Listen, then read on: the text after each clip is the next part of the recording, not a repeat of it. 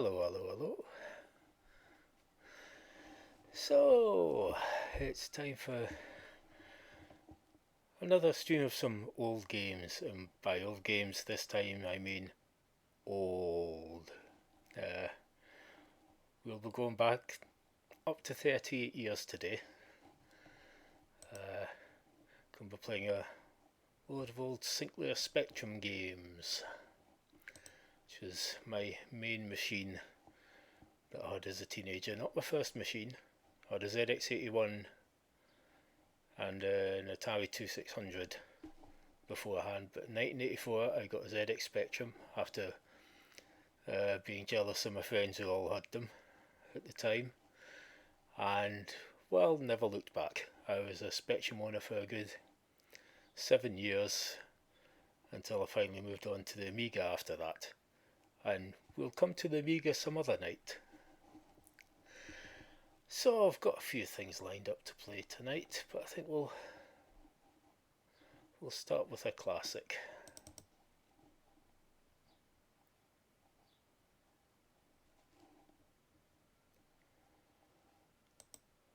One that's coming up. There we go. Now, some of you may know that Ultimate oh, excuse me a second. It's not the pandemic, it's hay fever acting up slightly. I've been okay so far. So yes, some of you all know that Ultimate eventually became VARE, and if you've got an Xbox One and have played the big VARE collection, I believe this is on it along with a few other of the games at the time. And this was always one of my favourites, and still holds up pretty well today. Whoops! Chose the wrong person. There we go. I just got to remember.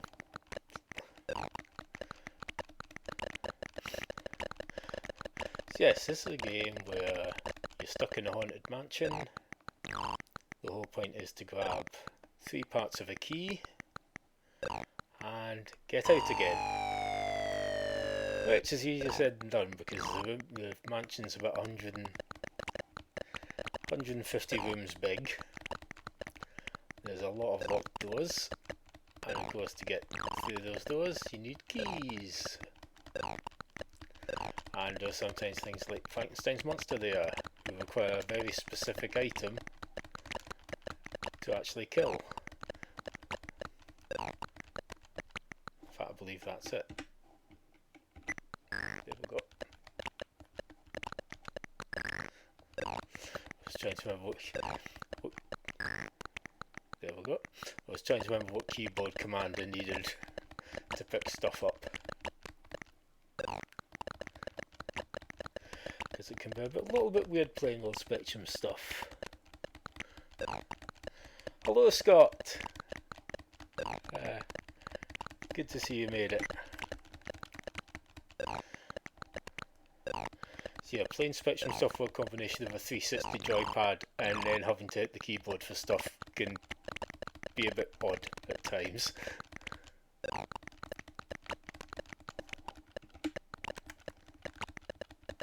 Not want to pick that up. There we go. I'll drop the hammer because I don't think I need that anymore.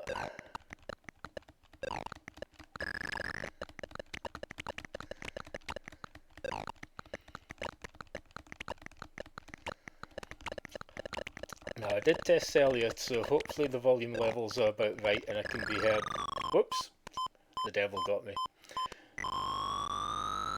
But hopefully the volume levels are okay. I did test them earlier, and I think I'm okay for all Spectrum stuff.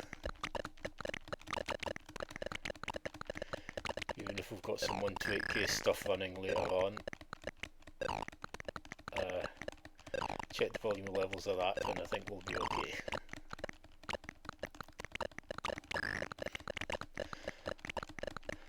So yes, this along with Manic Miner was one of the earliest Spectrum games I really got obsessed with. And it even spread to other members of the family. My mum could actually complete this back in the day.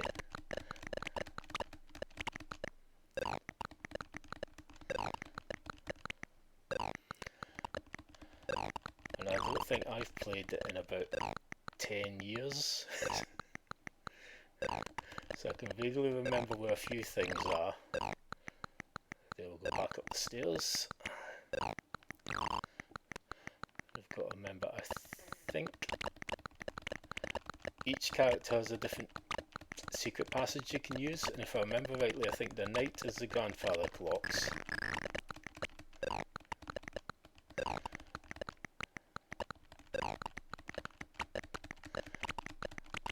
Okay, I'm trying to remember what that actually does. No, I want that.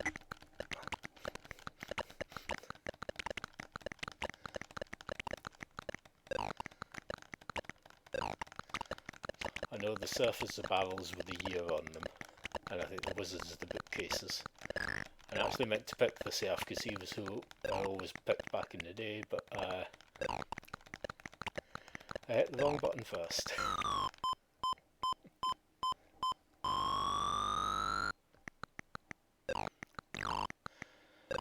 See, one thing about Rare's early games were, now, is what I'm carrying the thing that'll get me past him. Well, I guess find it. No, it's not. Yeah, the thing about Ultimate's early games were they all played very fast and smoothly, when sometimes Spectrum games were a wee bit clunky, to say the least. But things like this and Jetpack especially hold up really well and still play really well even today. No, I don't want to go back down. Oh, I might need to go back down there. Or this way. Back to the starting room. Not quite.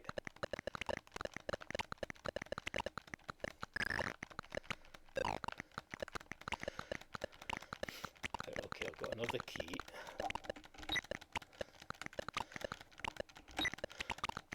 And I think it's pretty obvious who the cross should take care of.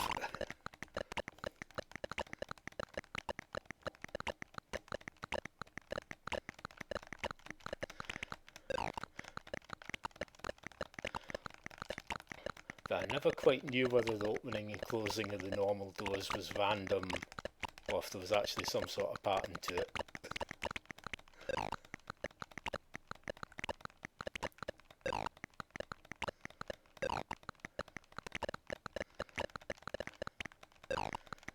Okay, I think this will take me back to the starting room.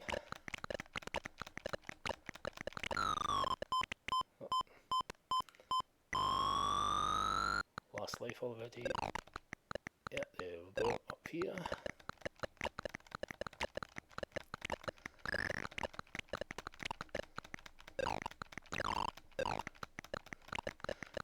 Oh no, I've got the green key. Oh no, so I can...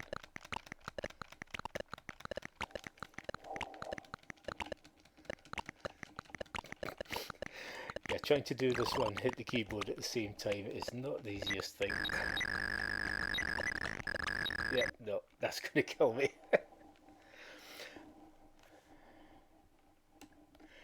Yeah, I'll need to maybe try messing about with the config a bit later and see if I can get it so they pick up buttons on one of the shoulder buttons or something. Right, I'll try again, but I'll do the Serf this time.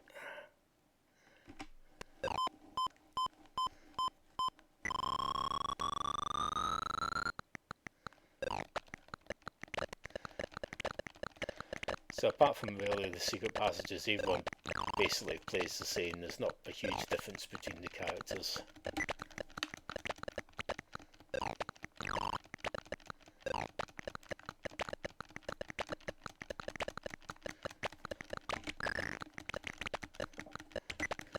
It's just that little bit of inertia on the character that's throwing me off a little when I try and stop quickly and pick things up.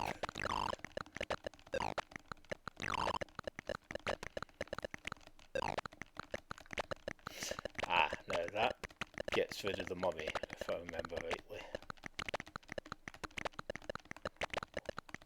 Or is it the whip that gets rid of the mummy? I honestly can't remember. It's been a long time since I played this.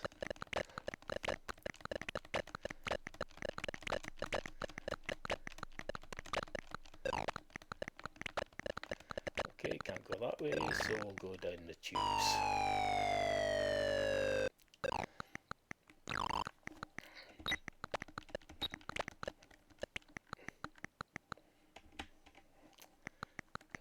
Come on, just, there we go. No, come on. Oh, I see what's causing a little problem here. So whenever I hit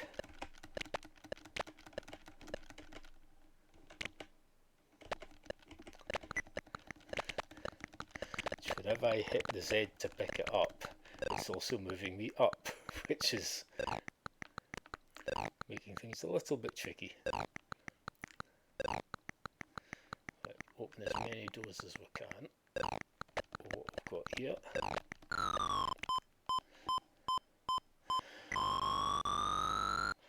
But yeah, to begin with, this and Manic Miner were the two games everyone seemed to be obsessed with at the time, and later, a bit later, Jet Set Willy.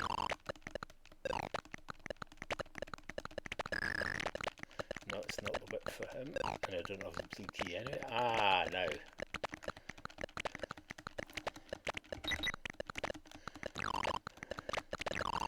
That's the first bit of the key.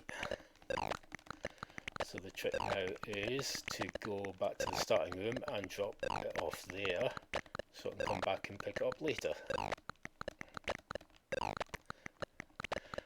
Of course, I kind of need to figure out how to get back up to that floor. No, I'm probably going to go around in circles a wee bit here.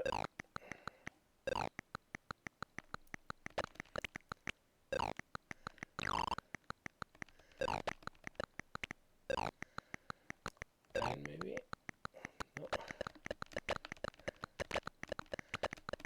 Because I'm pretty sure that one will take me to the basement, and I don't quite want to go there yet.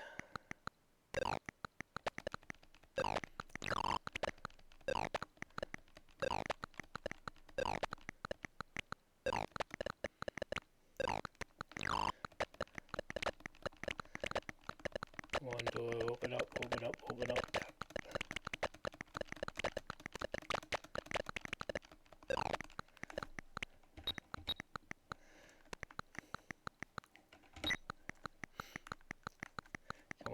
Come on. No.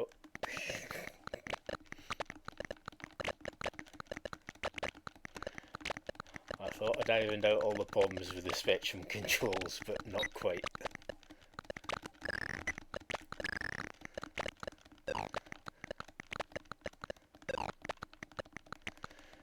Right, now I want to go down in the basement, if I can find the... There we go.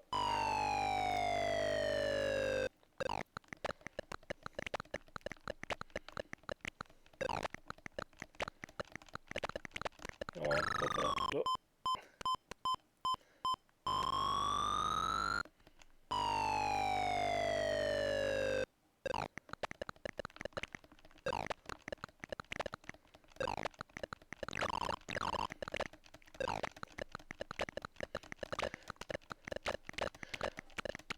But yeah, this was the first of Ultimate's kind of slightly more in-depth games. They'd released, I think, 4 games with 16k in size, which was Jetpack, Cookie, Psst, and Jetpack. And then they started releasing 48k games, because originally the Spectrum came in 2 sizes, 16k and 48k. And at some point, it wasn't too long before everyone basically realised that most people had the 48k one, so it was better just to develop for that. And the first 2 Ultimate games were Attic Attack and Lunar Jetman, which is probably a great game, but is also one of the most difficult games I have ever played.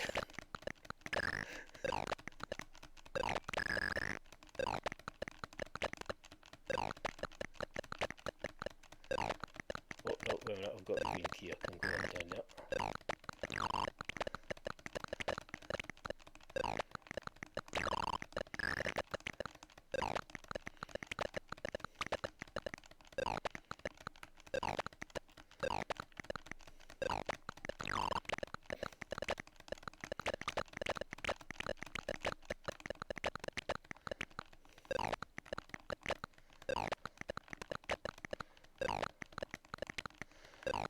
But overall, Ultimates games as a whole were just among some of the best on the Spectrum, especially when they started doing isometric 3D games, which were kind of mind-blowing at the time.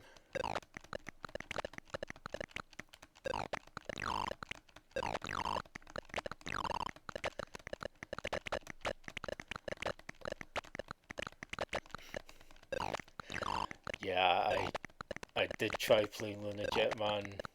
I think the last time I'd Spectrum it was going. It's a very, very difficult game. And indeed, I was watching the website Giant Bomb. They were having a look at Rare Replay, and so they were playing all the Spectrum games, and they were, being American, they hadn't experienced those before. And yeah, it was nice to see. No, it's not just me, because they were basically dying instantly in Lunar Jetman as well. No, I want to get the blue key. I know it's in here somewhere. I know I found it earlier.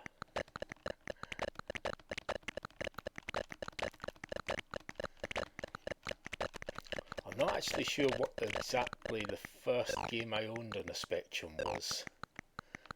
Ah, there we go. I know Steve Davis Snooker was a very early one.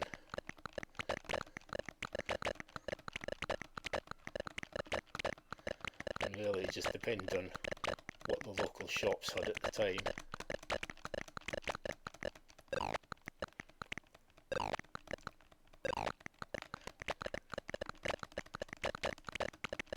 No, back out and up the way, I think.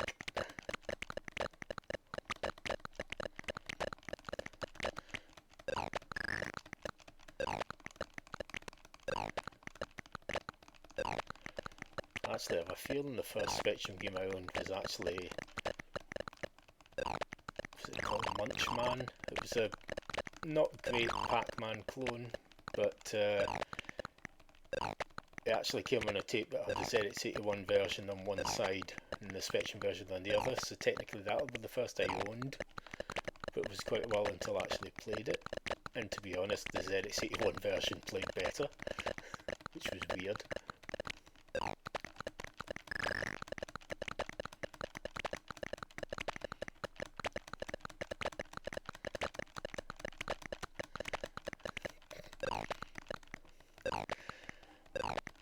Yeah, you just saw the 1983 equivalent of Circle Strafing there.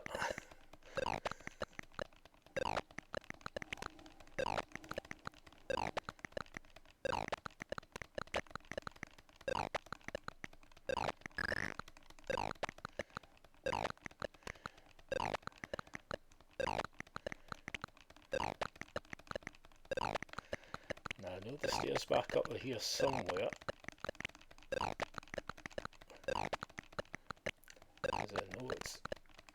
I know it's a door on the left hand side. There we go.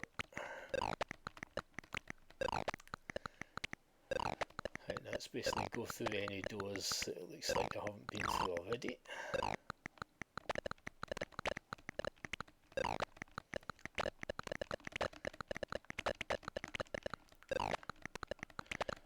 I mean, back in the day I probably even had a complete map for this somewhere. I'm sure one of the Spectrum magazines at the time had a big 2-page spread that mapped out the whole mansion.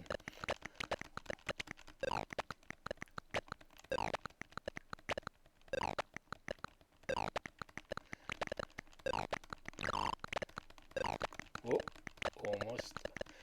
Don't want to go down there yet. I can't remember what the jewel does.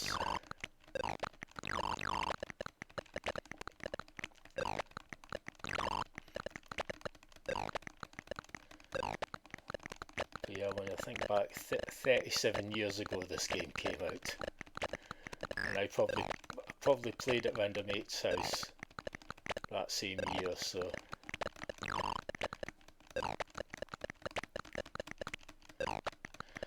that's one thing about me growing up in exactly the right era. I've seen video games evolve from the most basic Space Invaders to stuff like oh now what key do I want to drop is the question.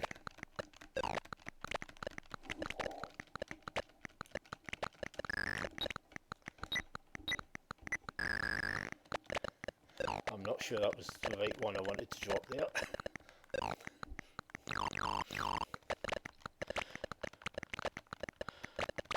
But yeah, I've seen games like evolve from what was a black and white. Oh, another bat of the key. Oh, come on. I'll have to see if I can fix this thing at some point. Come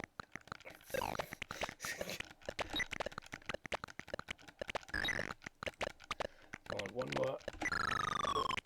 Yeah.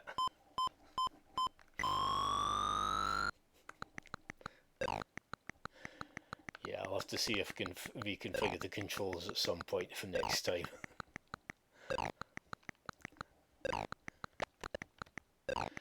It's basically get the emulator so it stopped doing stuff when I hit the buttons on the Spectrum keyboard, and I thought, oh, that's fine, that'll work, no problem now. Not quite. So get in the corner. Right. Keep firing, always keep firing.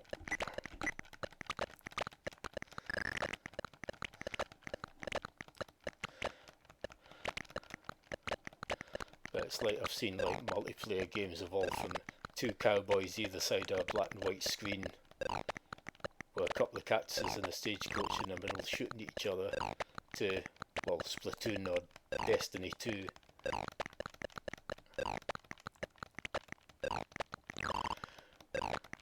And it's good that even after almost 40 years of playing video, it'll be 40 years next year, I can still be surprised by things. And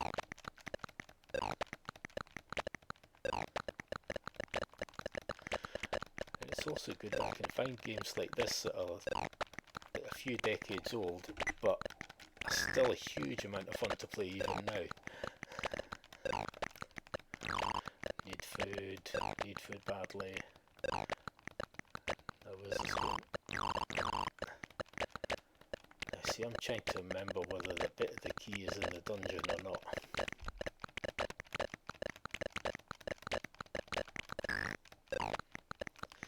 It might be, I'm not sure.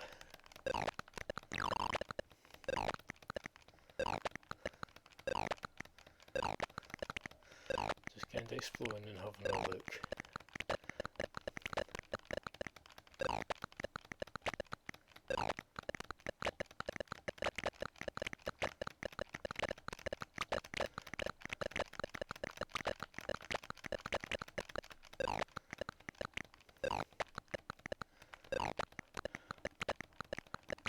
For some reason I'm thinking maybe there's maybe one way I didn't go in the room with the devil. That of course means finding the room with the devil first, and then remembering which one was the way I didn't go.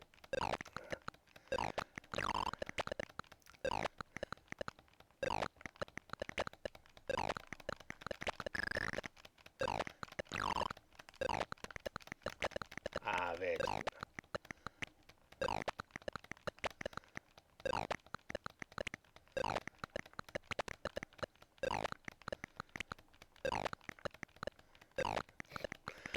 I realise I'm probably going round and round and round and round in circles here.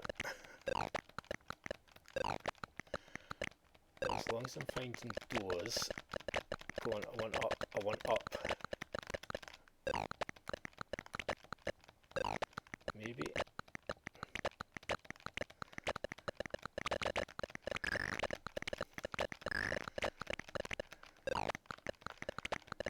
Oh no, I don't think it was up I needed. let's try left.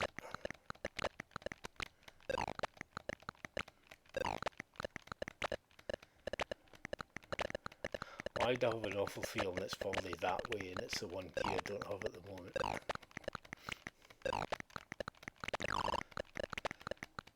There's a skull. I don't. Again, I can't remember what all the artifacts, exactly which monsters all the artifacts get rid of.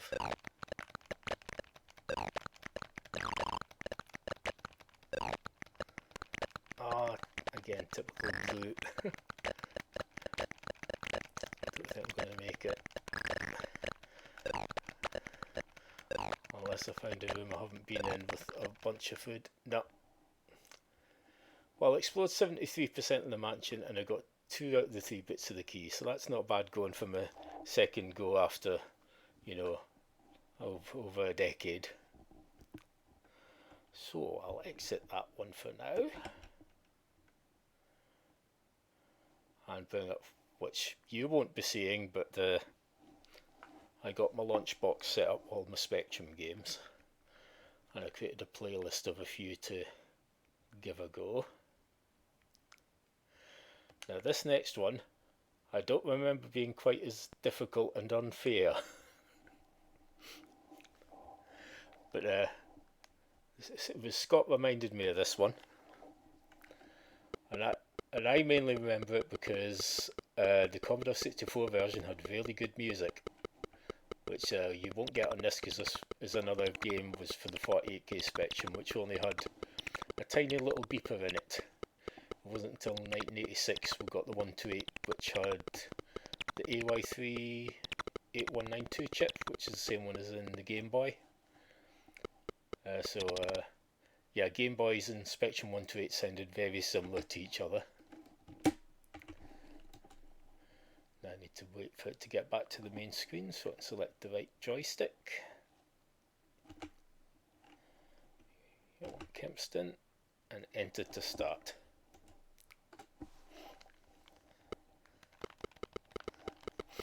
Another thing about this game was it mainly overcame,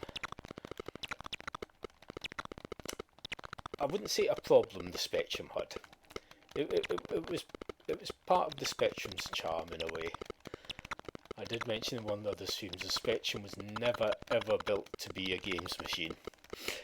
And one of the things that contributed to that was the fact, although the graphics were high resolution, the colour wasn't.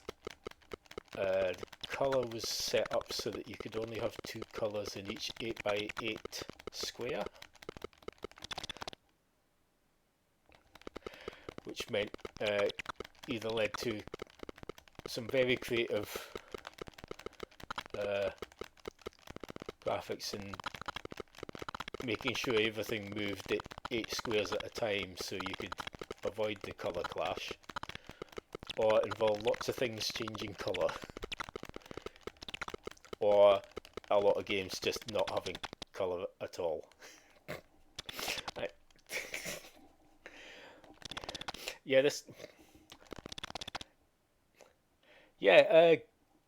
Games were a little bit unfair back in the 80s. We will give that one another try because I got far further the first time I tried that the other night.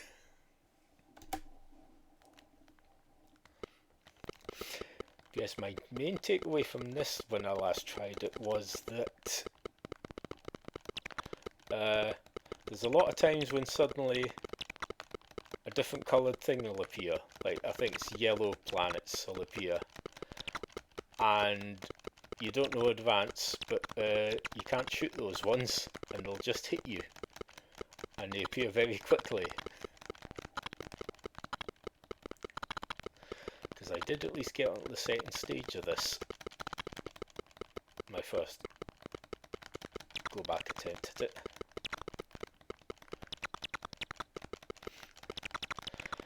And you can probably sense the game slowing down a bit every time there's more than a few enemies on the screen at once.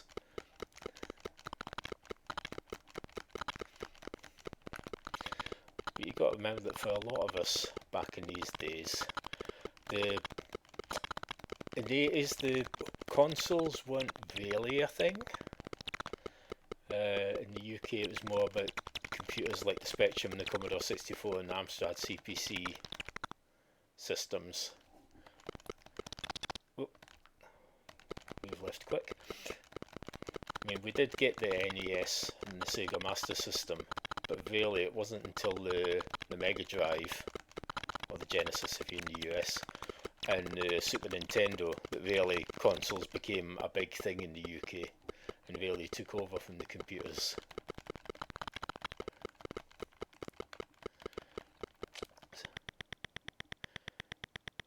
Yay, first bit done.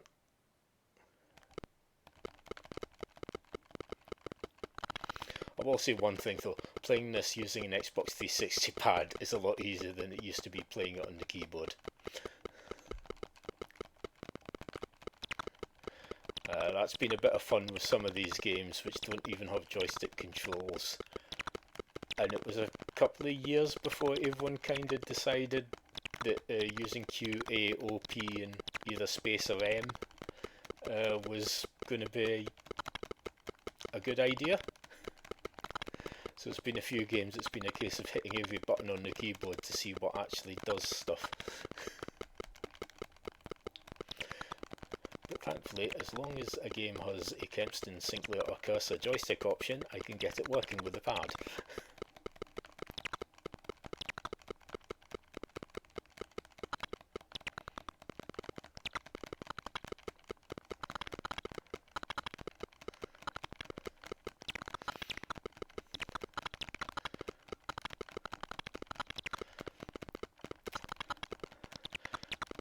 And I couldn't even tell you what the next level of this looks like, because I don't think I'm not sure I ever got off the jungle planet back in the day, but I'm not sure.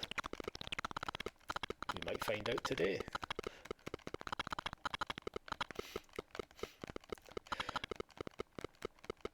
Yeah, along with the graphics, again, not designed to be a games machine, the sound on the Spectrum was different.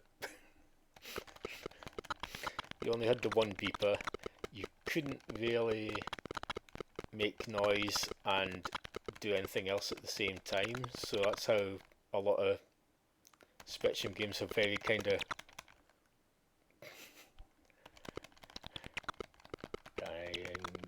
trying to talk, there we go, no, didn't quite make it. Oh, I got a high score though.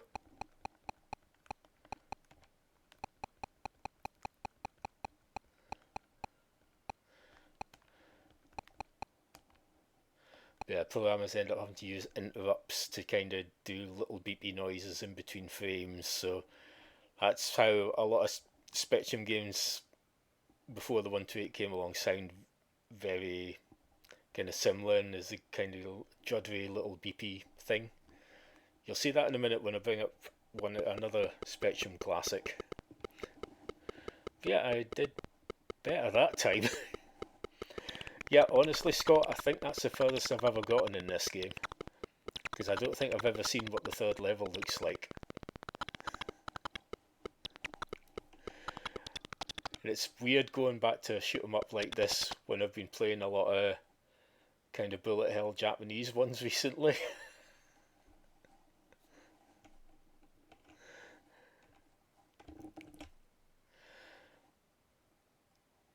Yes, it's a great example of jittery Spectrum music.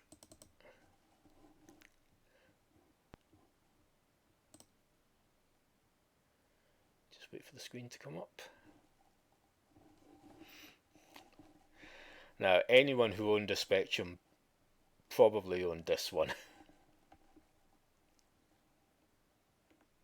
Yeah, I've got Uridium on the playlist. And that's been one that's been odd to go back to, because I've kind of played other versions of Uridium since then. If I play Uridium now, I tend to go for either the Commodore 64 version, the original, or Uridium 2 on the Amiga, which is still a fantastic game. Or, and here's an obscure one, The Last Starfighter on the NES, the Nintendo Entertainment System, which was basically they paid to use Uridium, but just changed some of the graphics and made it a tie-in with the Last Starfighter movie.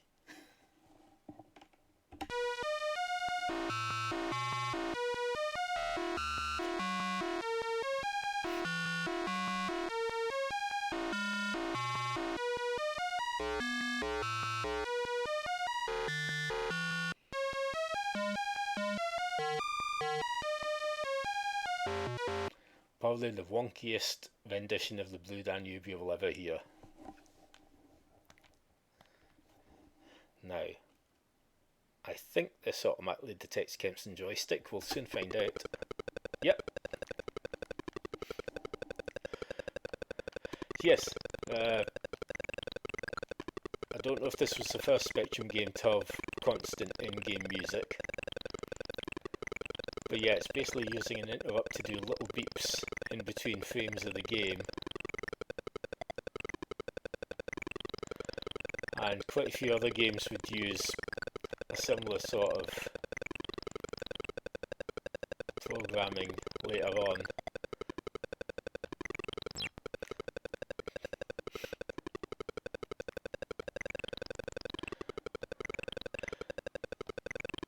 Yeah, I don't think this won't have been the first platform game I ever played, but it would have been the first one I really tried to get good at. Because I'm pretty sure I would have played Donkey Kong in the arcades before this.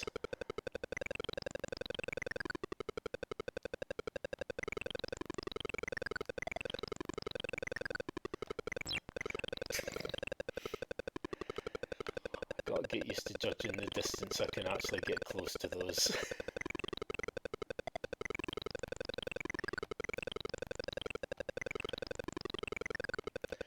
Another thing I've been doing with the Spectrum has been having a look at how much we fooled ourselves into thinking these were good versions of arcade games. I was given things like Outrun and Space Harrier a go, and yeah, we fooled ourselves into thinking a lot of those back in the day.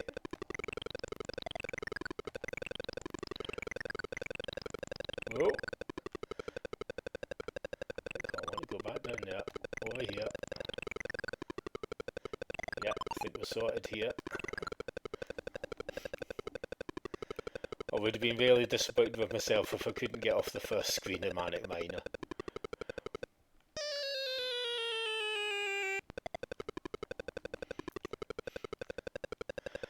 Now, I think I remember how to go about this one.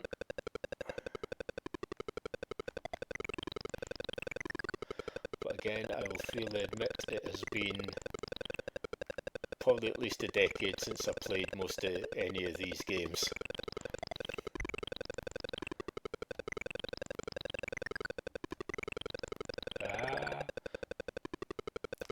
Well, saying that, I definitely played Manic Miner when they released it as an Xbox Live Indie game. I think at least that and Jet Set Willy. But unfortunately the indie games got shut down a few years back, so you can't actually buy them anymore. And I only ever had the trial versions.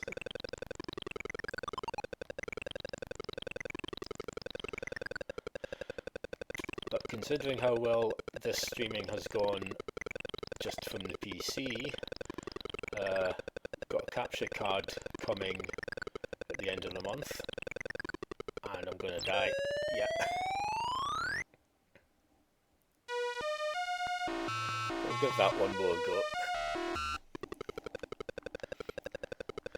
And once that arrives, I'll be able to stream stuff from the PlayStation 4, the Switch, and the Xbox 360. Or, well, anything that I can get connected up through HDMI. That'll be good because I have tried streaming from PlayStation 4 and it does work, but the games I've tried streaming with it have kind of turned into a bit of a pixely mess because the upload speed of the PS4 wasn't high. Whoops, wasn't high enough. And that's. I'll tell you what, we'll do this and we'll just start again there.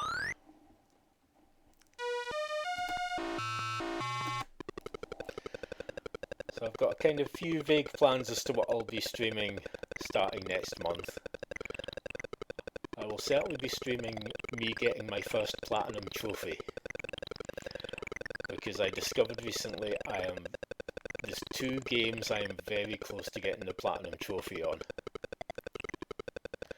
And one of them is maybe a bit tricky, but the other one I can see me managing to do no problem, so yeah, that'll get streamed.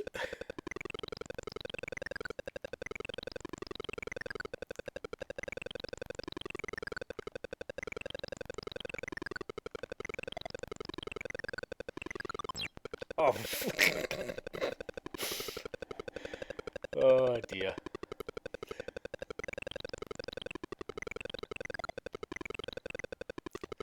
Thing was, back in the day, you would just sit and play this for an entire evening, just trying to get that little bit better and better. Because, well, there wasn't anything else. Although games back then were kind of relatively, well, very cheap compared to nowadays. Saying that though, the amount of stuff I've picked up in PSN and Steam sales for the same price I picked up an old Spectrum game has been amazing.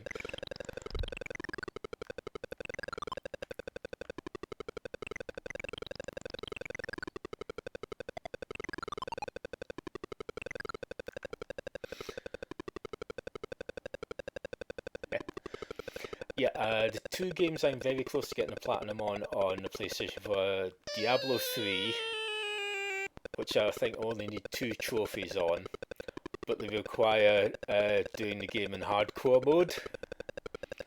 And while I think I could manage it, Diablo can occasionally get that little bit random, so... And it would be quite a long slog to get there as well, because it would involve getting a hardcore level character to level 70. So it would literally be a complete leveling up of a whole character. The other one is Warriors of Orochi 4, which I think I only need 2 trophies on now. And that's definitely manageable. At some point, Warriors and Musou games, once you've leveled up your characters enough, do become kind of a cakewalk, but a really fun, stress-relieving cakewalk.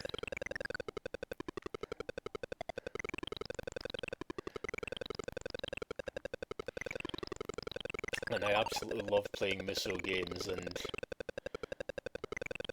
some of them are some of the things I'll be streaming, because I did try streaming Warriors of Orochi 4, but just with the ridiculous amount of stuff going on this... Ah, no, I've cocked this up. Yep.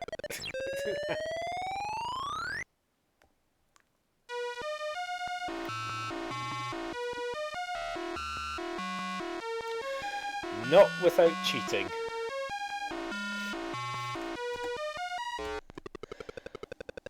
Actually, I wonder if that still works.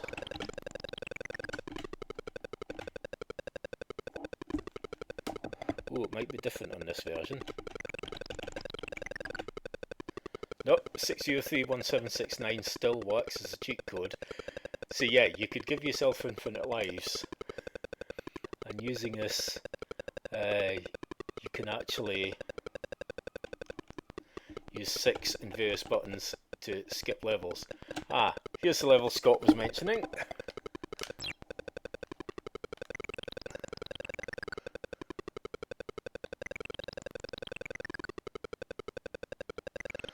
So I'll have a go at this level.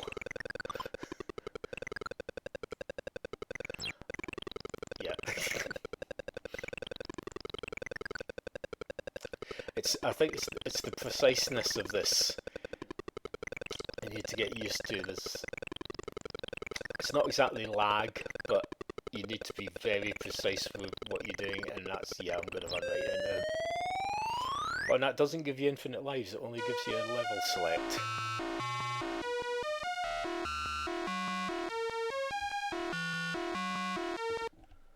So I will fire something else up now.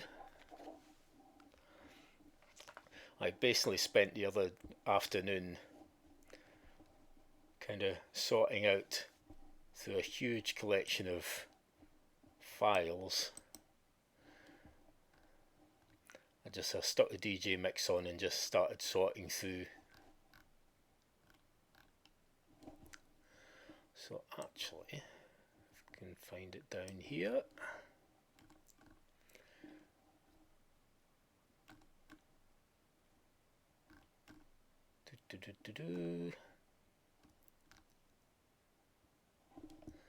So yes, it's another shooter I was obsessed with back in the day.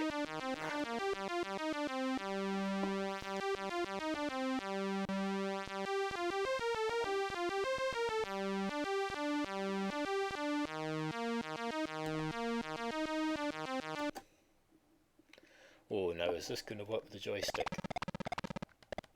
No, it's not. Right, hold on a second. This will give away what I'm running this on.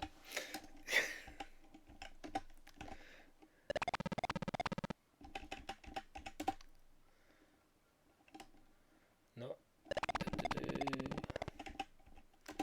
One. Let's try Sinclair. No.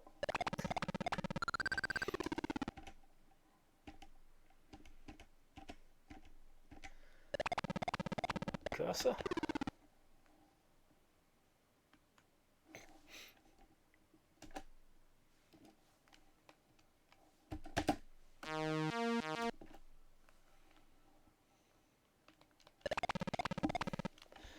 Okay. Okay, Z and X go left and right at least. Yeah, that pauses.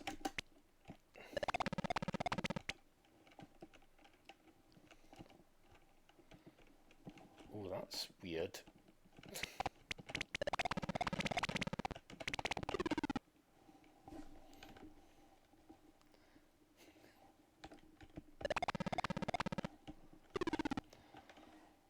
Okay, so if W moves you down, what moves you up?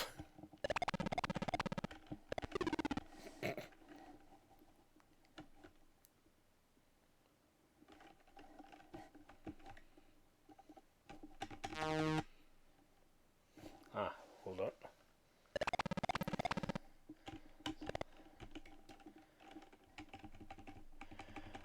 No, unfortunately, I'm not able to get the joystick working with this, and I can't find out what button actually moves me up.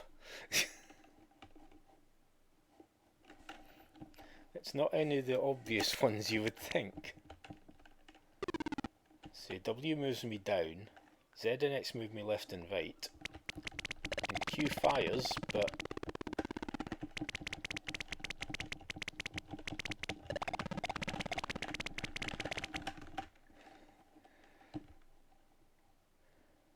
yeah, I'm going to have to do some looking into this one. Because yeah, I automatically assumed it would work with the Kempston joystick, but it wouldn't work with the cursor either. So sorry about that, Scott. But I promise I will play Uridium 2 when I have an Amiga night soon. Because it definitely works. Because I may have spent 20 minutes playing it instead of just quickly testing it the other night.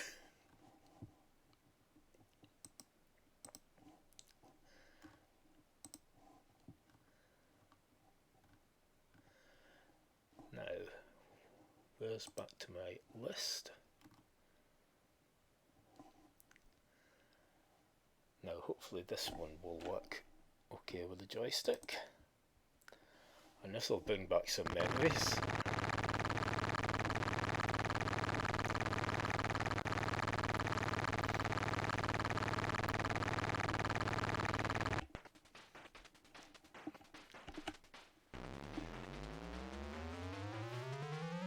And here we also have our first 128K game.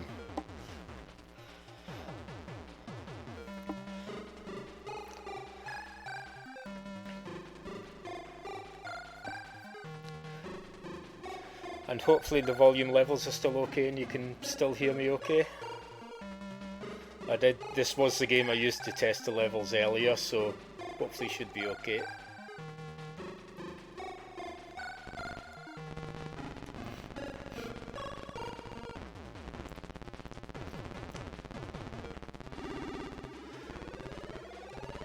So one of the things I wish I could find was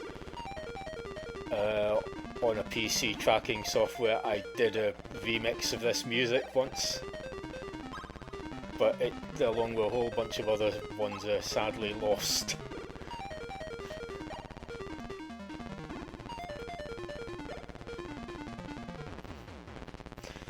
Now this is another game I never ever came close to beating.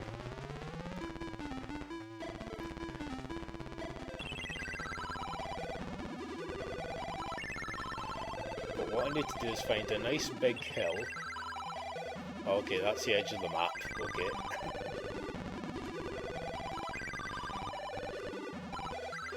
The whole point is to bomb power stations. But to do that, you need to take off and bomb them. Ah, here's a big hill, so I'm assuming there's a power station quite close by. Yeah, there we go. Now, let's see if we can actually still do this.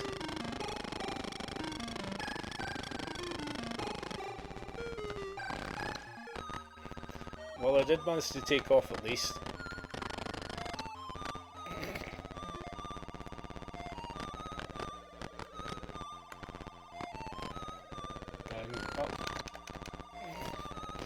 Yeah, I'm almost dead already.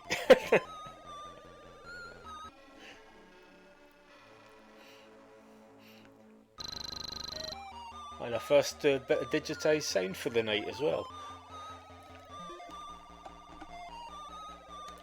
Let's give that another go. And yeah, drive straight into a wall. Well done.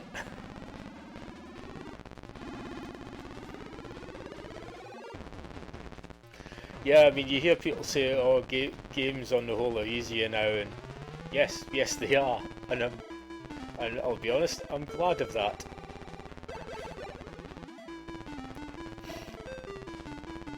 I've actually done well this year. I've managed to complete almost a game a month. Completed Resident Evil 2 Remake in January. Completed Resident Evil 3 Remake last week. Got to the end credits of Monster Hunter, but I still have a lot to do in that.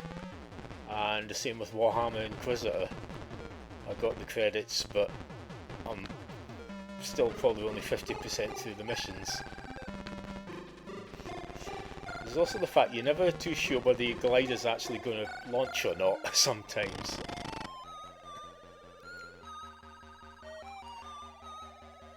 Come on, let's see if we can at least get one reactor. No, come on.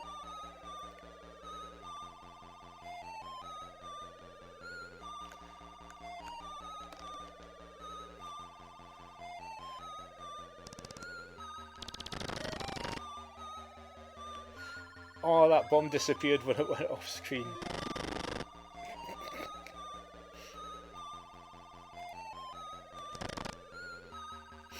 Oh, I thought I was going to get that one as well. Yes, fantastic soundtrack. Weird idea, but really, really, really difficult. I'll have one more try, since I've at least got a plan to try and get that one.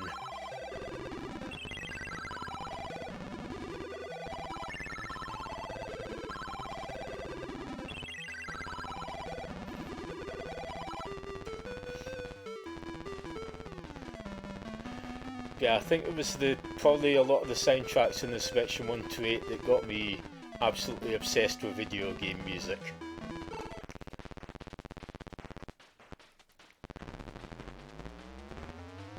actually, so that's a hill there. I wonder if this will work.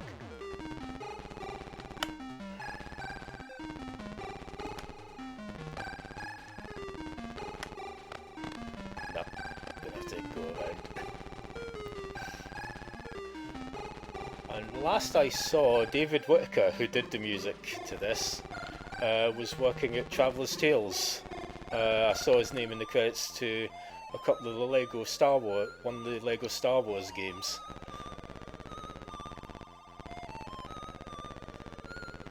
So at least until quite recently, still doing video game sound work.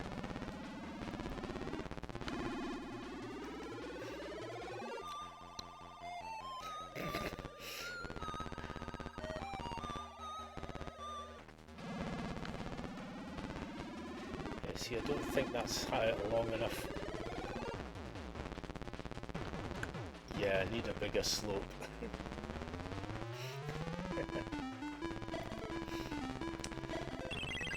And I will be streaming at least one Lego game next month. Because I now have 2 Lego games I haven't started yet, and if you follow my Twitter or Facebook, you'll know I rather enjoy the Lego games. Some will say, oh, but the kids' games, maybe, but they're also really fun.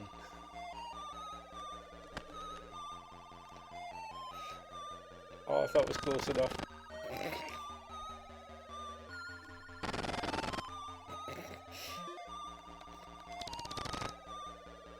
Oh, one more second and that bomb would have hit.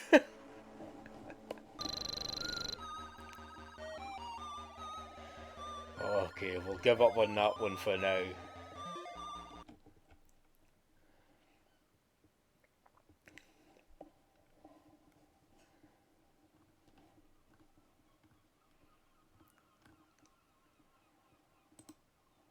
Yeah, some of the soundtracks back in those days I just loved, and then after the Spectrum I moved on to the Amiga, and some of the music on that was just amazing. And when I was testing out Amiga emulation on this machine, I was getting all sorts of nostalgic feelings for some of the opening soundtracks.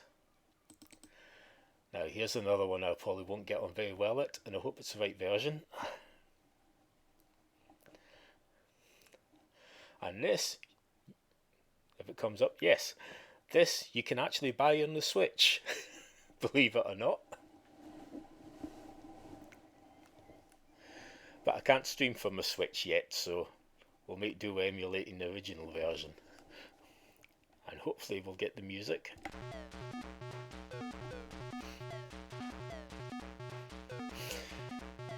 Yeah, I think we're maybe a bit past the blue cassettes with embossed on it. To be fair, I did own an original copy of this back in the day.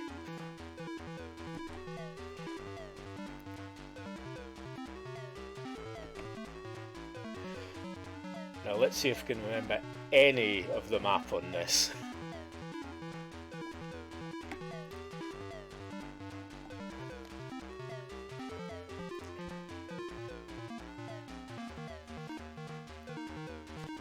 Okay, oh, lost some health already.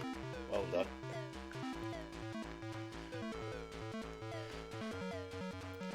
But yes, in a nice surprise, Clive Townsend, who developed this, and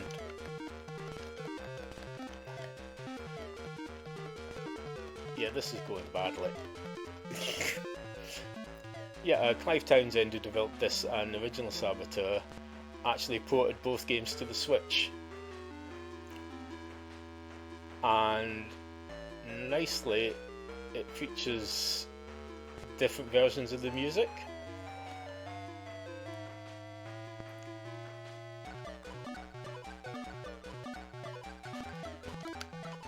So you can actually choose between like the Spectrum 128 or the Commodore 64 versions of the soundtrack, or there's 3 remixed versions of it as well. And I'm probably going to die when I hit the ground. Yeah, this is not going well.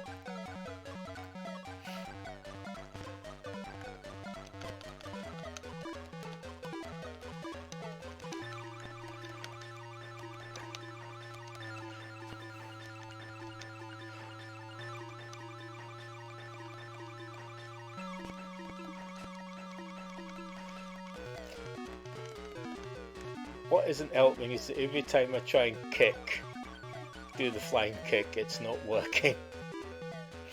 I can't remember how this controls at all.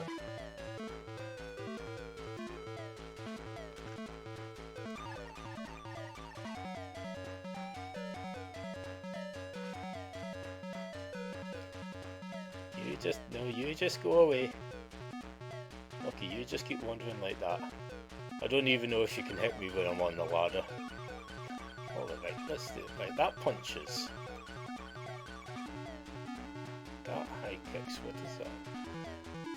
Right, yeah, that jumps.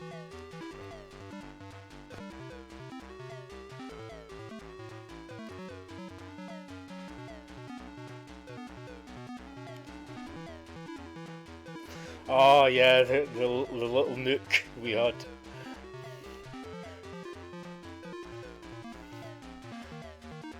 Yeah, it was a lovely little place to play the computer back in the day. Just a lovely nice little bit about the slightly weird design of our house. Yeah, the portable telly, the big box that held, I think, 60 cassettes. I'll try that once more, but I'll try getting off at a different place.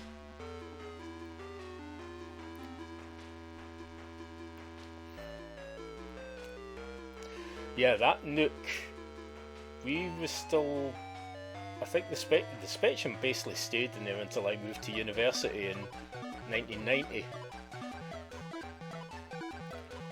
And I still had the working Spectrum in 1990. It still worked in 1991, but that's when I bought the Amiga, and I kinda don't think I ever fired up the Spectrum again after I got the Amiga.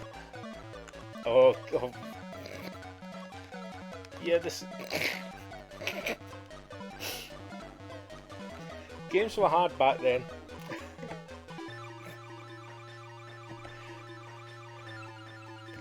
See, I know there's one point you jump off and you kind of land on a little tower bit,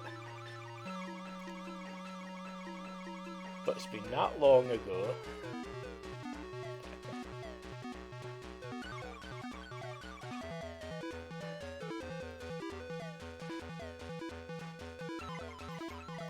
Depends on the age of the game though, because there's some games I've gone back to and I've actually been better at. It tends to be actually have been first person shooters when they did re-released versions of the original Halo and Perfect Dark on the Xbox 360. I'd had a decade more experience in playing first person shooters by then, so suddenly I was a lot better at them than they used to be, and I've missed that platform. We're gonna hurt ourselves again. Yep. Hurt ourselves more than ever.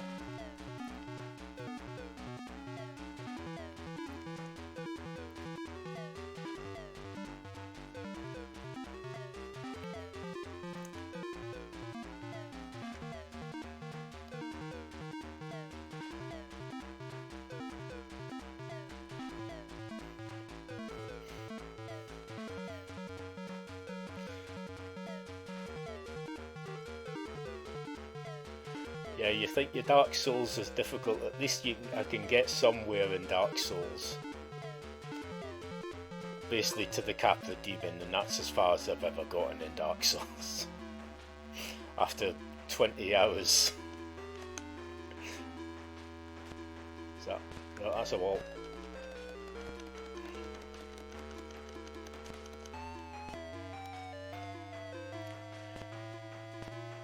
Yeah, I do not remember the fighting and punching controls in this being quite so finicky. And I'm dead again.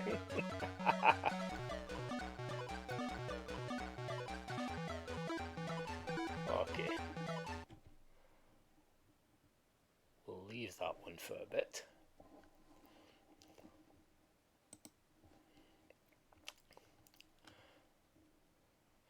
Now, I'm going to do something a little bit different now. I'm going to fire up an arcade game, but I'm going to fire up the original Japanese version of an arcade game and see if you can figure out what it got turned into, because the game got localized, they changed all the graphics, and then it got ported to the Spectrum and was a really, really, really good game on the Spectrum. In fact, I probably enjoy playing the Spectrum version better than the original.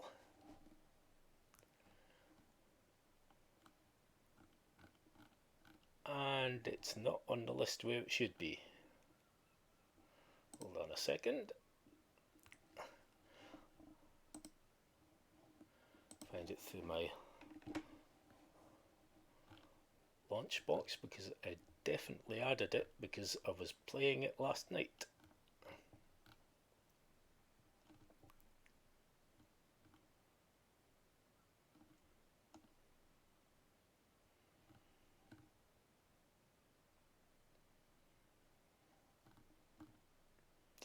Okay, that's odd.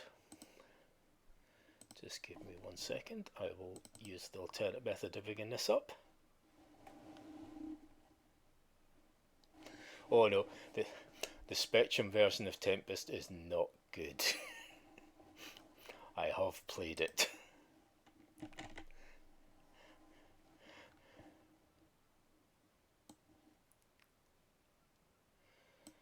In fact, the one that might give this away is actually the music, because the Spectrum version did quite a good job of getting the music up.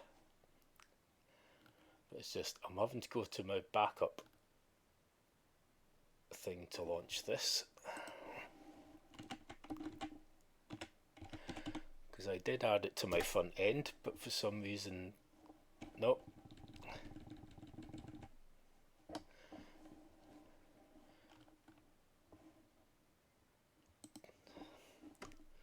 Try that again. Now please stay in the right place in the menu. There we go.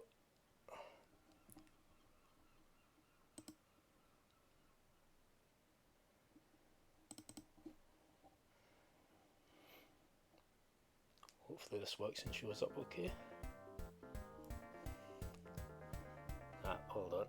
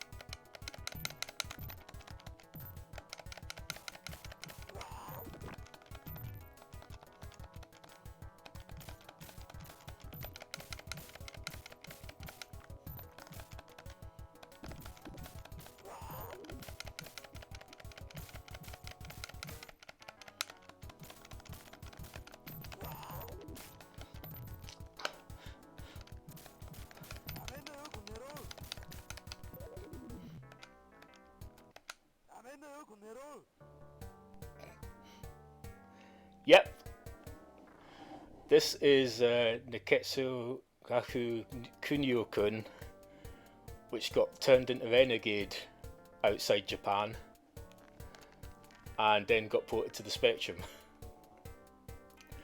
And this series has been localized quite a few times. If you've ever played River City Ransom on the Nintendo Entertainment System, that's another one of these games. And just last year, they released River City Girls on the Switch and PS4, which is a fantastic brawler like this, and is part of this series. So yes, I will fire up once I find the right button.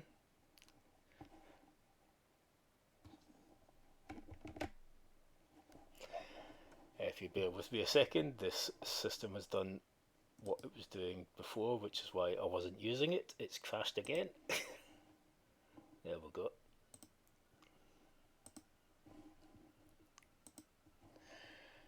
Yes, I did have it set up so I could fire up both the Spectrum and arcade versions from the one thing.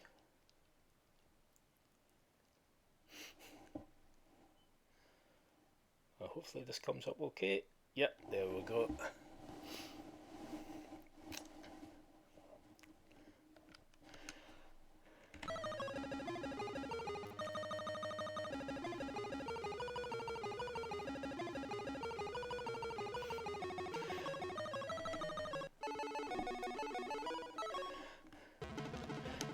Yeah, it all got turned into street gangs and hoodlums in Renegade.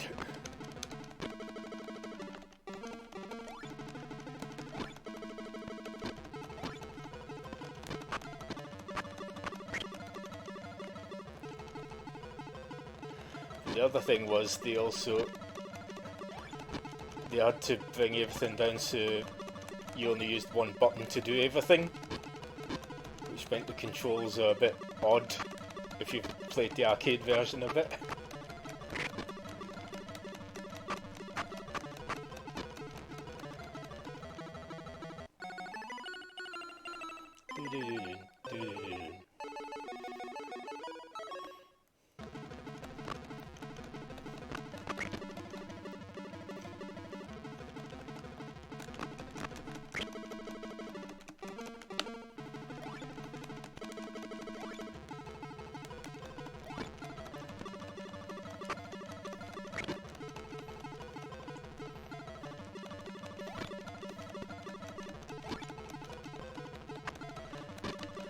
Yeah, this is another one of those games I remember just about all of us playing obsessively. And we were definitely better at it back in those days, because I'm sucking at it now.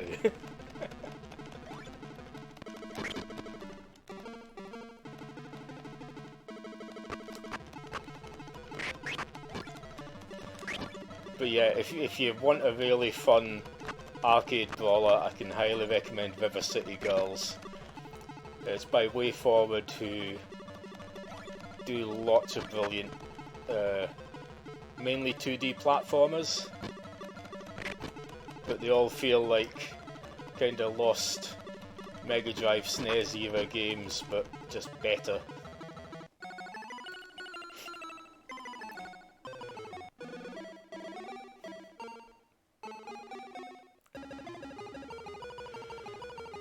You see, back in the day, I know we could get to the third stage of that. Have one more go.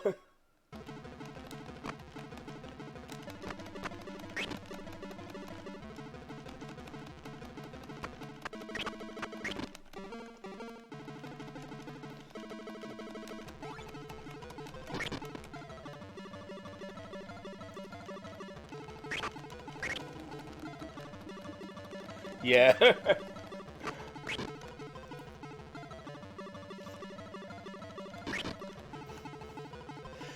I think a lot of it's just being so used to playing more recent games and getting used to how smoothly they play, that going back to something that it's not, I wouldn't say clunky, but old.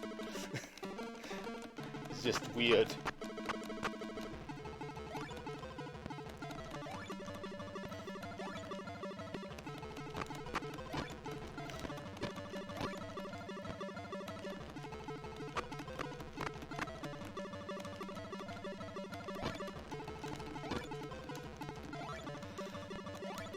Maybe if I keep doing the jump kick.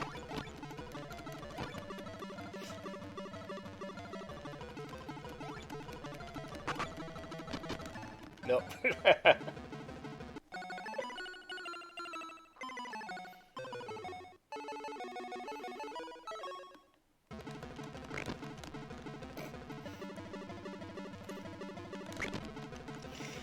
Yeah, this is going well. Again, just like how I love shoot 'em ups, I love a good brawler.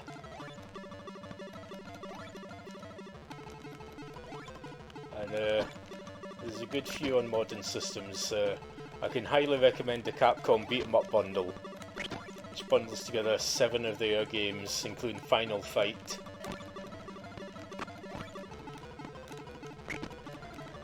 into one pack, and it's just an absolute joy to play.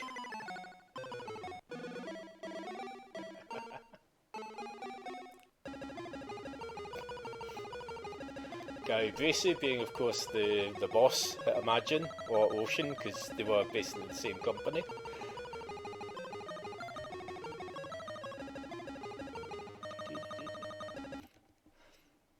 Another odd thing with Renegade was Imagine did a sequel called Target Renegade, and that actually got ported back to the Nintendo consoles.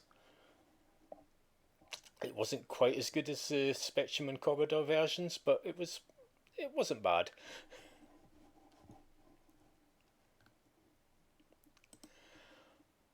But yeah, another kind of theme night idea I have is just playing lots of brawler games like Double Dragon, Final Fight, and of course some of the best ones ever, the Alien vs Predator and 2 Dungeons and Dragons games from Capcom, which I was pleasantly surprised you can still buy on the PC in a pack.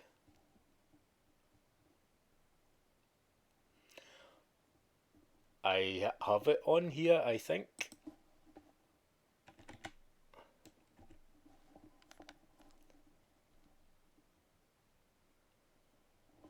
Yep, there we go.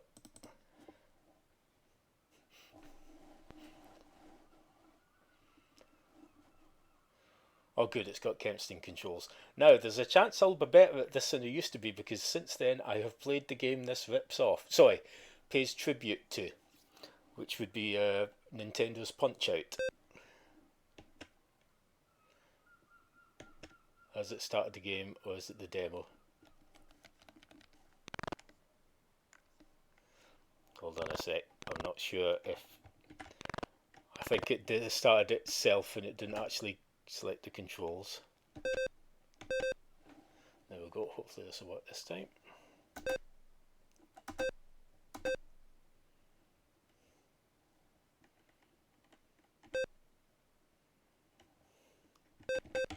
Oh yeah, that was just a demo.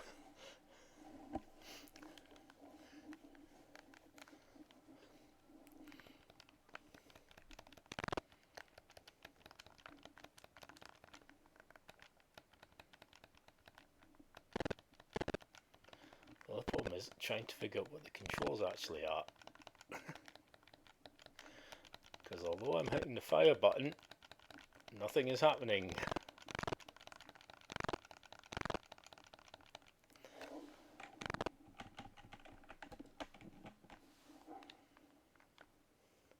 I mean, that's dodging, but...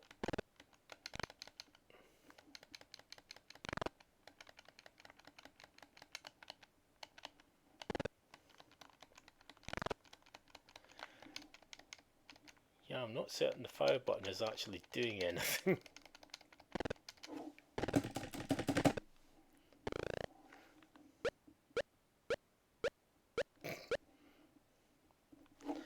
Hold on, I will try...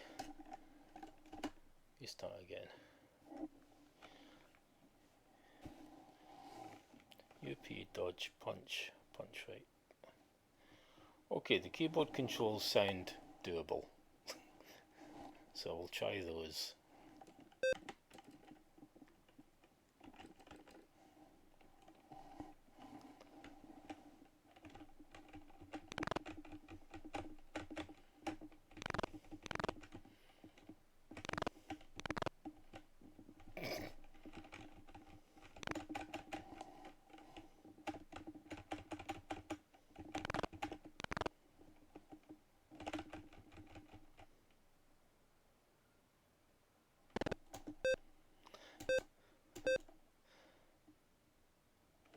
Maybe play Current Boxer, right.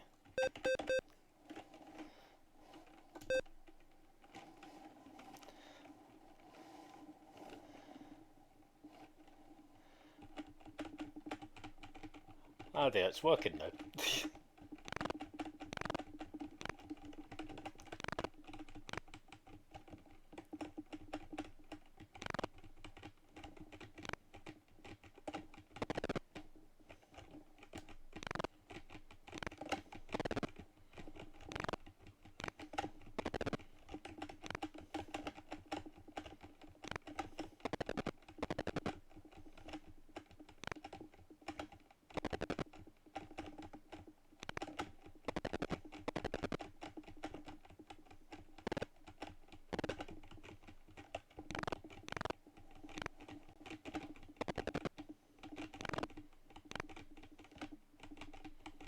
Yeah, I don't know what was going on with the joystick controls earlier, but the keyboard's working okay.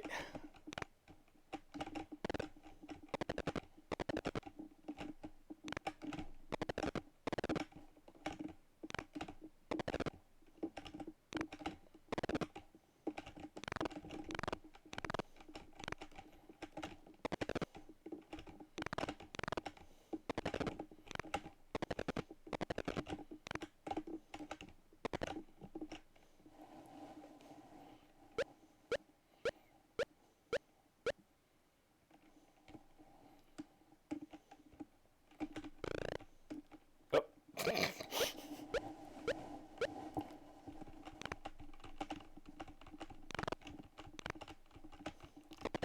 Yeah, I remember playing this at my cousin Alan's house a lot.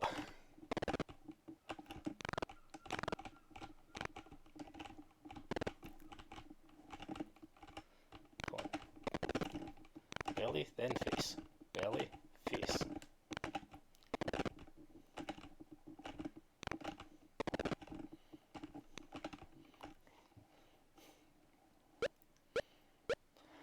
Said it is a bit weird going back to this, having played Punch Out and Super Punch Out since then, so despite the fact I'm getting punched a lot, I do actually kind of know how the game works now.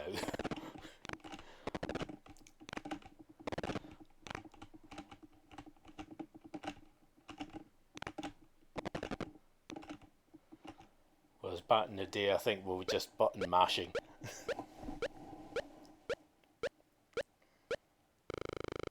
Yay!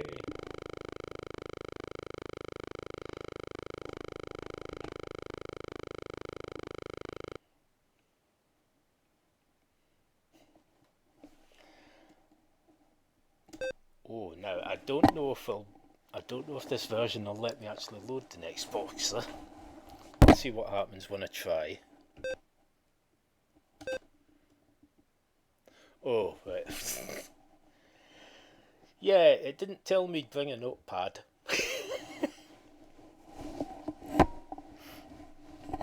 I think we'll have to give up on this one for now.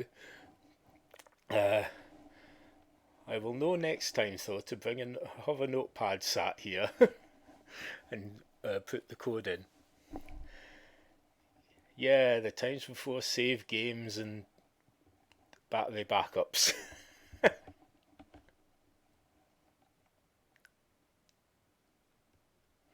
But also, I'm not sure if that's a full tape file or not, or if it's just a snapshot.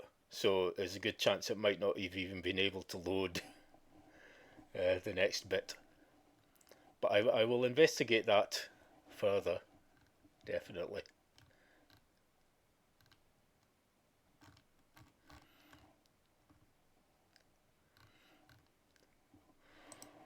Oh, now here's one that I didn't get to play This was another one of these pretty good Spectrum conversions. And I never actually got to play the arcade version of this until I got MAME running on a PC. And I'm wondering if this one's as difficult as I remember it being.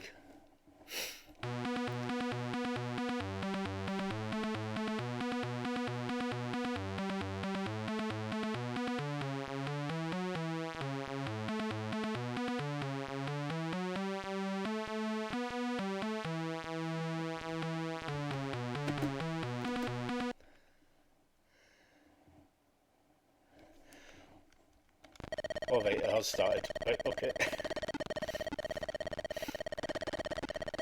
So yeah, again, one of my favourite genres, shoot 'em ups.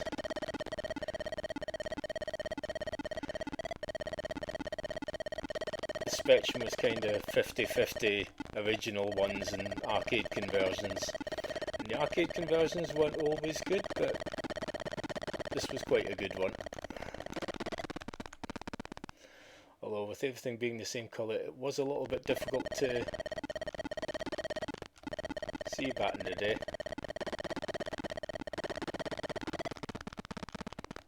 Oh, that's just that. So hello, new person in the chat. Yeah, sadly I think video boxing was curtailed because I didn't realise I would be needing to write down codes to get to the next wrestler. But it's definitely one I'll be more prepared and I'll go back to at some point.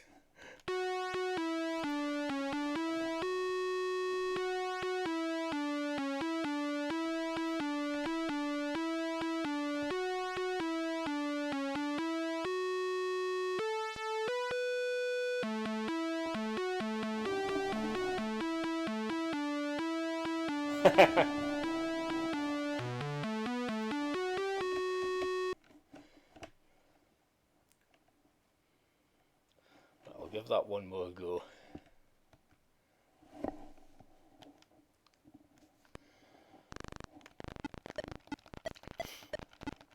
Yeah, I never actually played the arcade version of this in an arcade, so this was the only version I knew for at least a decade.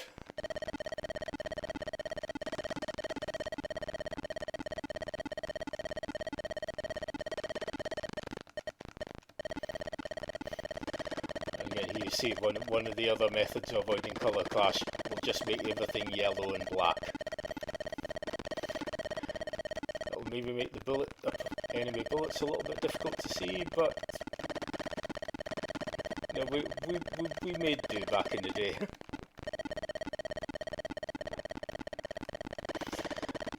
Yeah, I don't think I've actually played the Ocean version of Donkey Kong.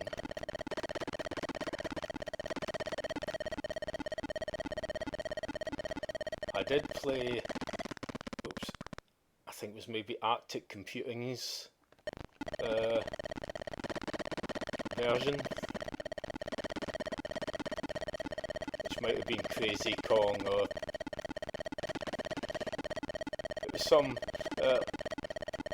name just different enough that they didn't get sued. But that happened a lot in the Spectrum. I think I've got about 4 games that could be called Battlezone, one of which actually is Battlezone. But there was also was it 3D I think it was 3D Combat Zone by Arctic, Rommel's Revenge, and the one I played the most, 3D Tank Duel by Real Time. Also did the 2 Star Strike games. I might want to do Starglider 1 and 2. I don't actually know what they did after that.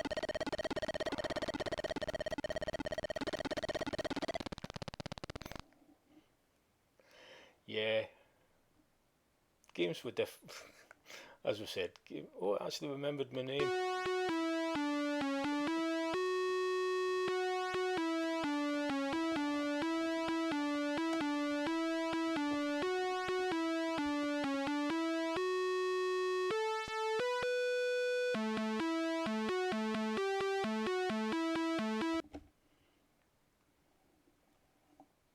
I'll try something else now.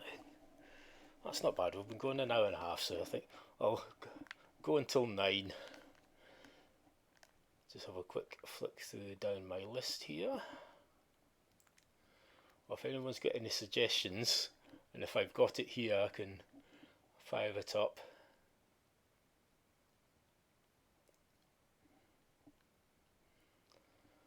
Because there was even a few things I found was like that came out in the Spectrum, or even that was a game. Like not realising there was a... Oh, Commander, yeah, I should have that.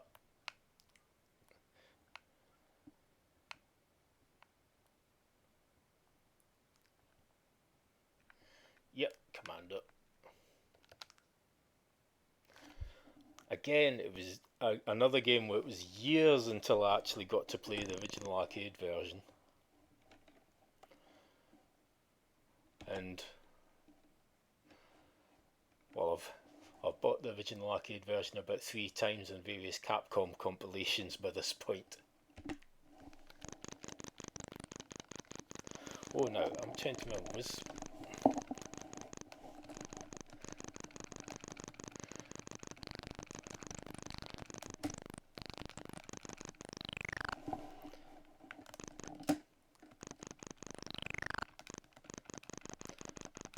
trying to remember if there was a different button for grenade. Because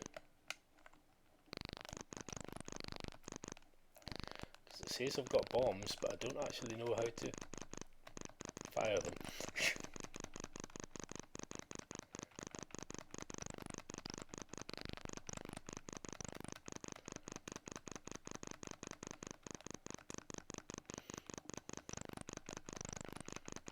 Yeah, save the prisoner at least.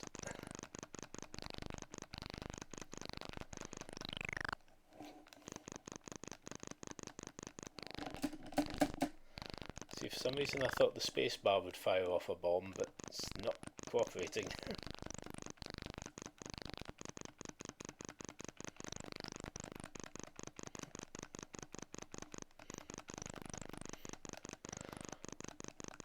But that's a thing both me and my friend Ash have both found out when streaming old games, that yes, sometimes it would have helped to actually have the manual sat by with us. Because he had been playing a considerable amount of an old first-person shooter called Blood without realising he could use medkits, and then on the second night finding out he had a map. Okay, redefine keys. Now, will that let me QAOPM grenade space?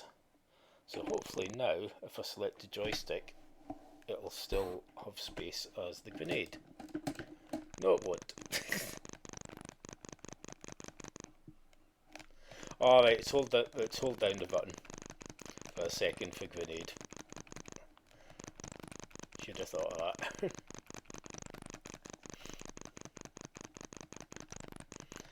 As for this style of shoot 'em up, my favourite ones, probably the 2 Shock Troopers games on the Neo Geo, which are both really big and colourful.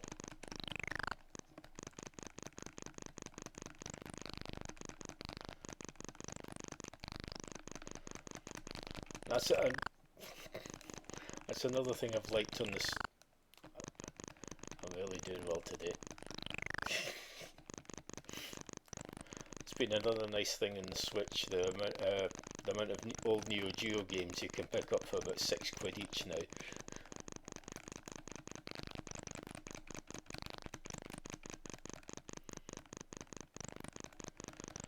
You know, back in the day, the Neo Geo was like this fabled thing that no one you actually knew owned one of.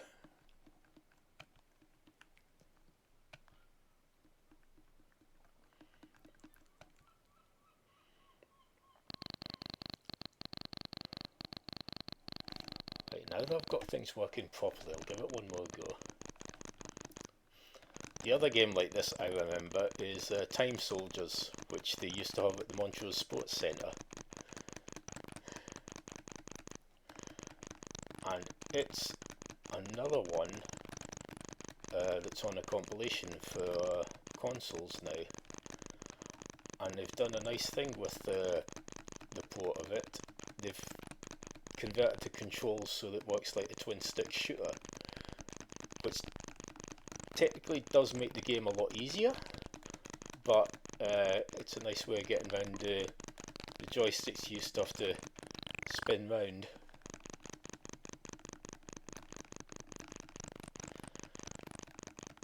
for some reason the Sports Centre always had decent arcade games. Because originally it was Track and Field, then they had Hypersports for a while, then they had Time Soldiers, they had Time Pilot at one point. Now I think the last one I remember seeing there was Splatterhouse.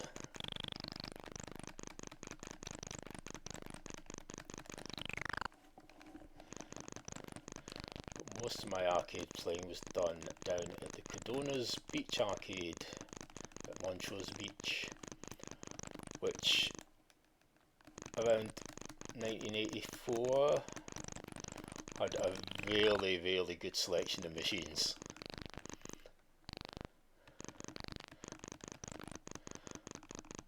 And the Defender, Battlezone, Asteroids, Tempest, Space Duel, Dig Dug. Played a lot of my favourites for the first time there. Oh, and they had the Tron arcade game, which was fantastic. And if I was ever to shell out for a slightly ridiculous arcade control setup, I would get one that had the spinny dial so I could play Tron properly.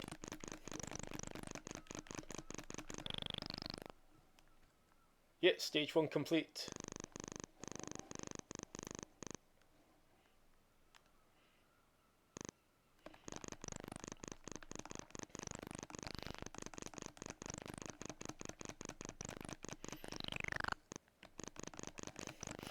Thinking about one of the twin stick shooters I have on the Xbox 360 is actually Commando 3, which released about 2008, 2009. It was an Xbox Live Arcade title. I loved Xbox Live Arcade.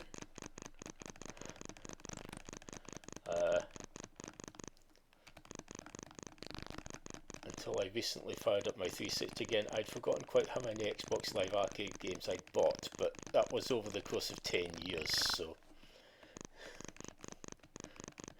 kind of understandable. Still impressive the 360 kind of generation lasted so long.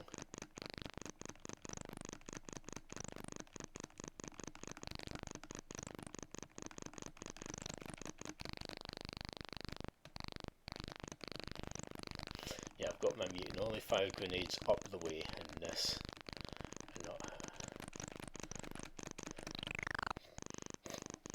Well, I got to the end of stage 2 at least.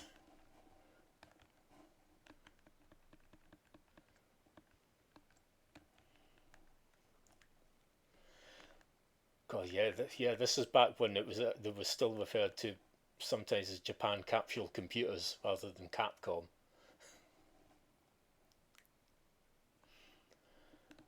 One of the little laughs I did get with Resident Evil 3 was that I believe in Japan Commando was called Wolf of the Battlefield, and there's a movie poster for a fake movie called Wolf of the Battlefield in the subway station in Resident Evil 3. Oops. I will try not to do that again. Apologies to everyone's ears for that.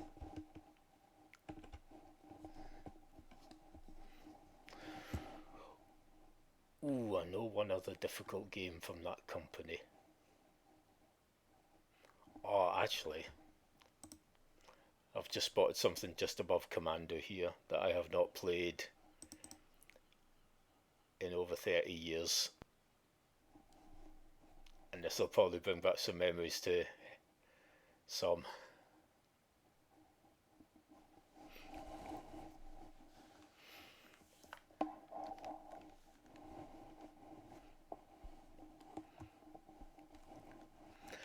Yeah, there were a lot of games based on movies and TV shows back in at this point. A lot of them weren't brilliant. I'll tell you what, I'll put Chuggy Egg on after this and I'll use that to finish off the night.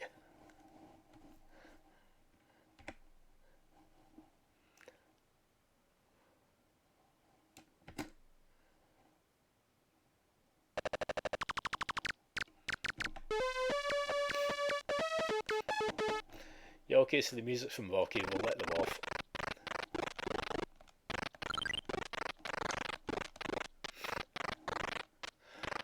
Another nice thing with the simulator is it automatically maps the second button on the joypad to also press up. So it actually makes, although the evidence might not show, you might not think it.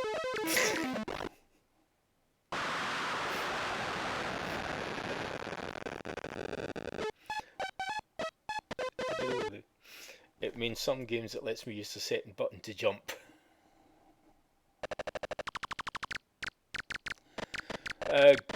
Green Berets on here, actually. I do have it. So I'll tell you what, I'll make those the last two for the night. Chucky Egg and then Green Beret to finish things off.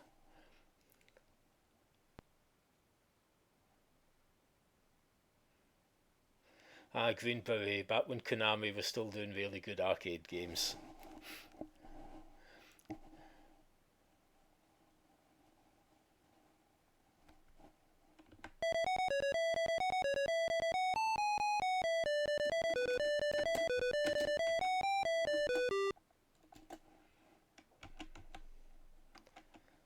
Okay, S to start, R to redefine keys.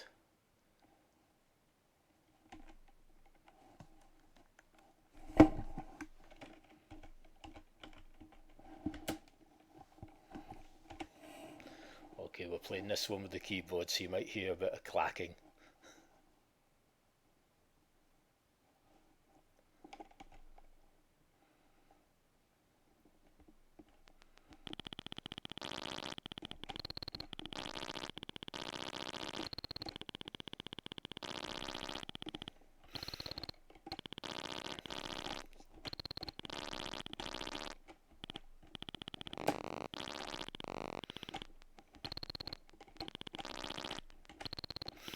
Ooh, this is another one that still feels nice and smooth to play. Okay, no fall damage, that's good.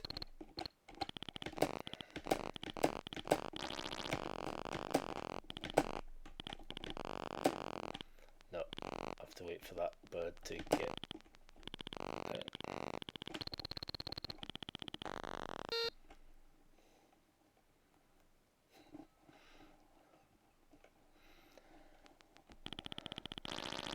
Yeah, I mean, I remember I played this back in the day, but honestly, don't think I've played this in over 30 years.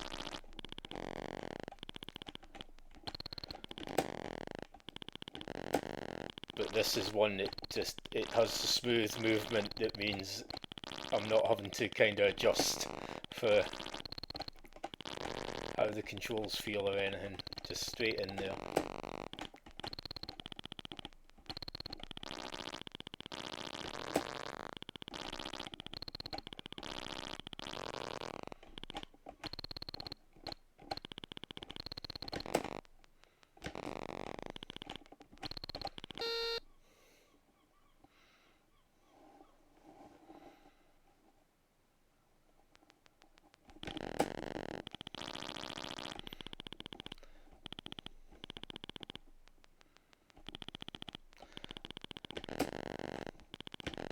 No. I thought I'd just catch that, but nope.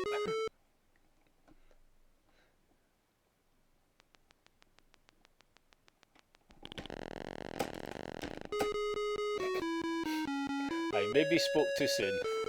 I was about to say I seem to be better at this than I used to be, but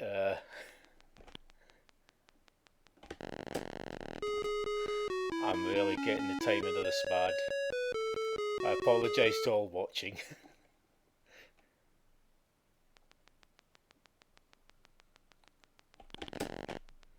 There we go.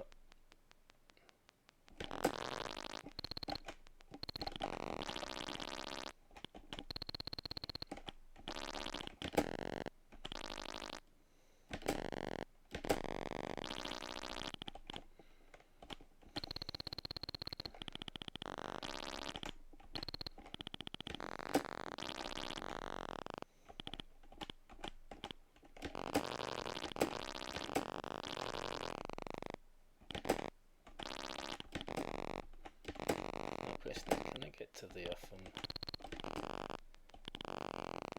No, not quite. Ah, I can jump off a ladder.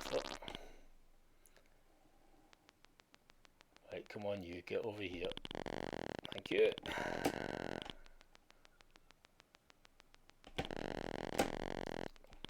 Oh, you can actually jump that. Okay. I was not expecting to be able to do that. Oh, right. Yeah, that was a beautifully timed jump. Ah, but I only have the 2 to get now.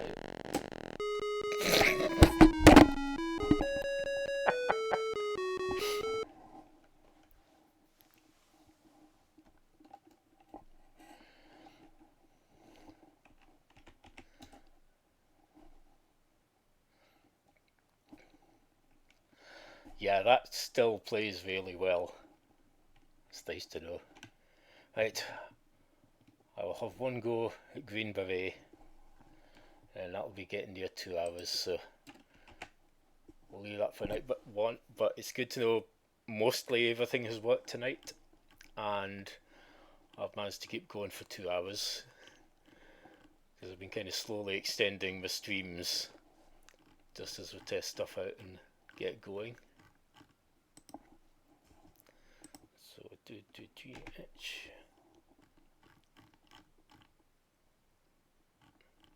There we go.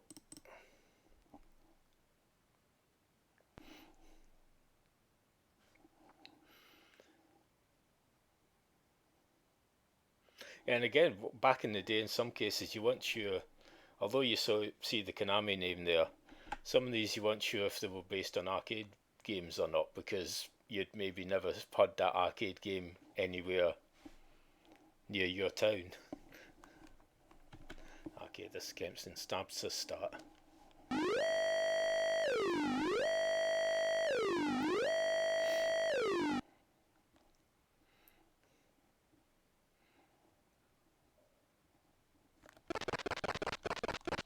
Oh, actually, I've thought of one more game I want to just quickly give a go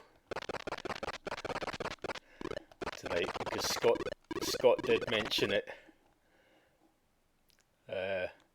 elsewhere to me, and I did find it and get it up and running, and the original arcade version for comparison. So I will finish off with that, because I forgot I'd gotten that set up.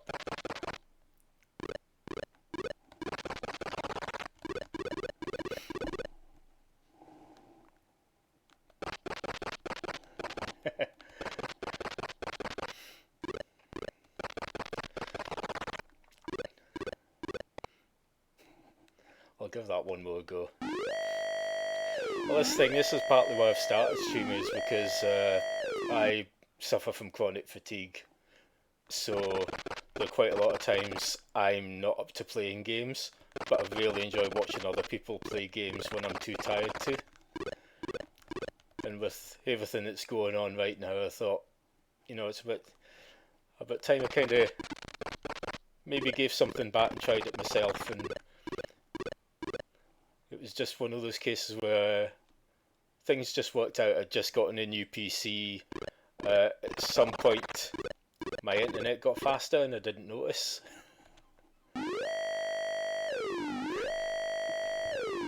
And so it all just came together, and I thought, well, you know what, I'll give streaming a try, see if I can handle it now. And yeah, apart from the odd minor technical issue, everything's been going pretty well. So yes, Scott, you mentioned Grisor a few days ago. And yes, I went out and got it up and running.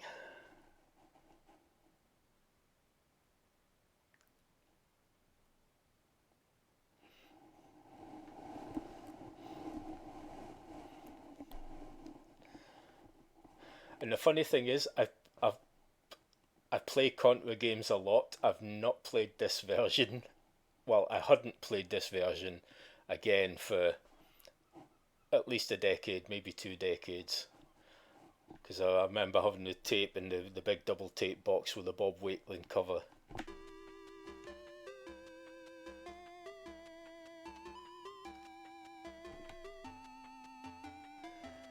I'm going to check something. Down, up, right, left.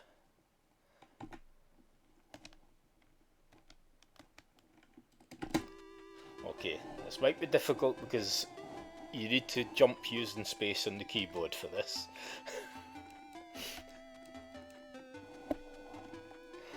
So this is not going to be world-class gameplay.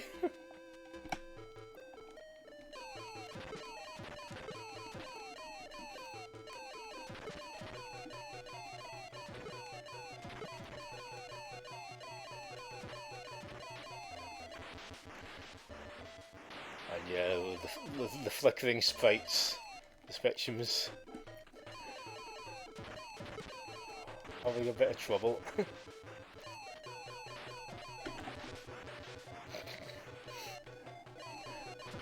I'll be honest, just because of the slightly iffy controls, this is a lot more difficult than the arcade version. I'll give that one more go because I did a lot better at it the last time I tried it.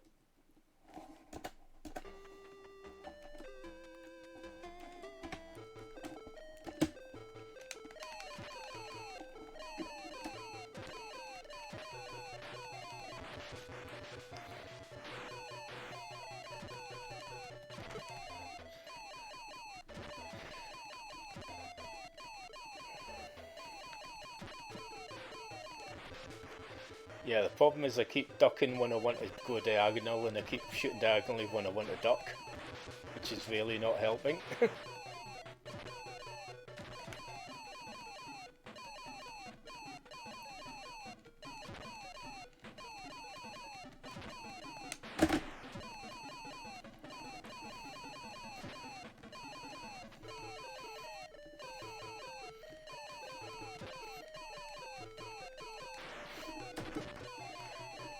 Yeah, and unlike other versions, it plays this music all the time, which is actually the stage 2 music of the arcade version.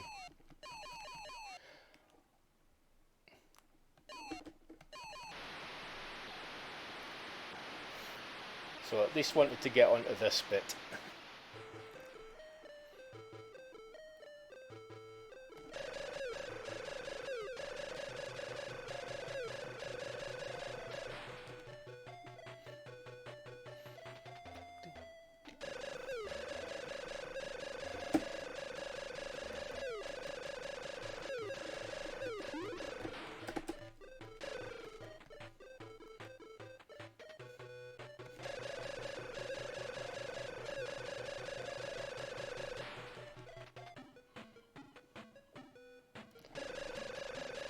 But it's still weird how we got the Gryzor name over here.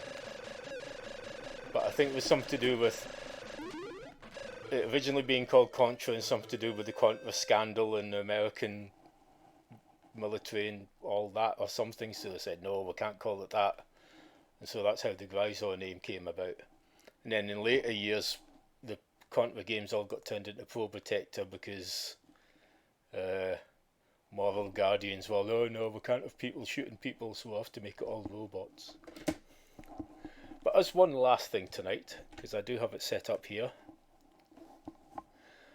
I've got the original arcade version here. And you know what? For all the limitations, the Spectrum conversion is actually pretty good. It's definitely recognisable as being Contra.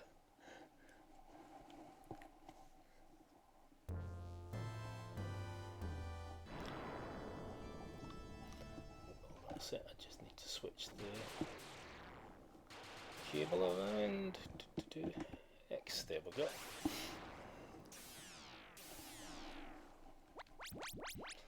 So I'll have one run at this and that'll finish us off for the night.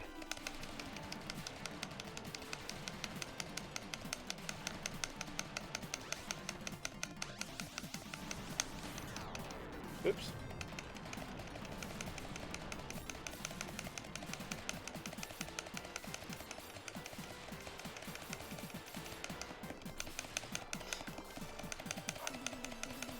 And again, this is easier just by fact that I've got a separate button on the joypad for jumping, and I'm not having to hit space on the keyboard. I'm told back in the day some people actually used to put the keyboard on the floor and hit the fire button with hit the jump button with the foot.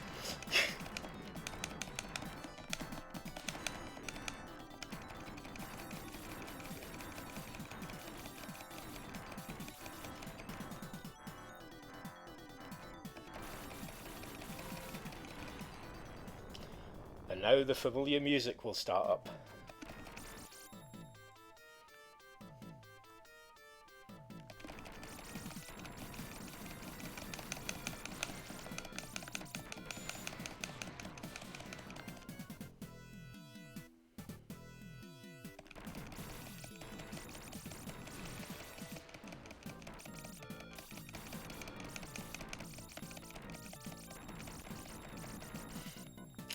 And again, another compilation I can highly recommend is the Contra Anniversary Collection on Switch and PS4. It has 8 Contra games. It's got a couple of arcade games, it's got the NES versions, it's got the fantastic Super Nintendo and Mega Drive Contra games. And even as a nice little addition, it has the European Probotector versions of the SNES and Mega Drive ones as well.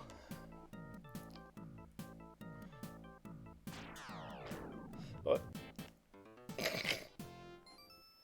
so there you go. There's the arcade. There's what the original arcade version was like.